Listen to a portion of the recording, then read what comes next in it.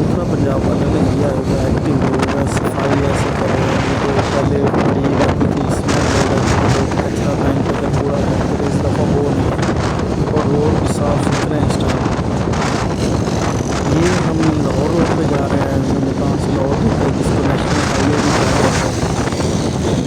الحمد للہ بائک بھی ساتھ اچھا دے رہی ہے، پیٹرول ایوریج بھی اچھی آ رہی ہے، الحمد للہ اللہ کا شکر ہے۔ میں اور میری وائف جا رہے ہیں، یہاں پہ ہم نے تھوڑا اسٹے کیا واش روم کے لیے۔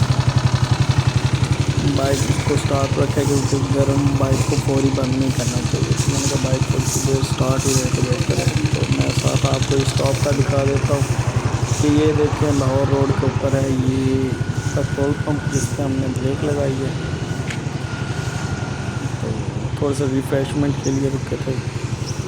تو یہ مسجد ہے، یہ ساتھ اس کے واش رومز بنے ہوئے ہیں۔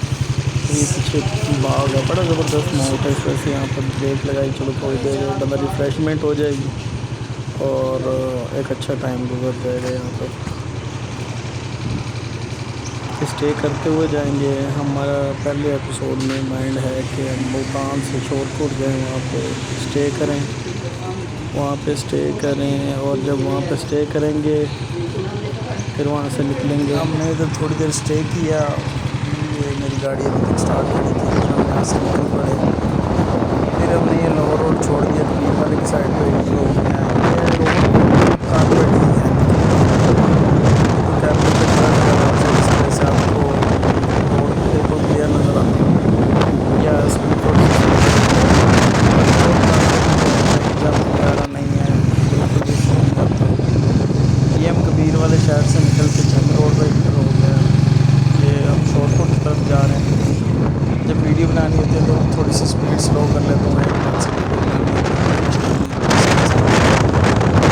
یہ جھنگ روڈ پہ جا رہے ہیں، تھوڑی سپیڈ میں جا رہے ہیں، کافی زبردست صفائی ہے صفائی پنجاب والے منڈیوں میں بھی، لیکن چھوٹے چھوٹے دیہاتوں میں بھی صفائی چل رہی ہے، باقی یار حکومت کام تو کر رہی ہے۔ یہ ہم پہنچ چکے ہیں شور کوٹ، ادھر ہم اسٹے کریں گے، نیکسٹ ایپیسوڈ میں ہم یہاں سے جھنگ کے لیے روانہ ہوں گے اور جھنگ میں بھی اسٹے کریں گے۔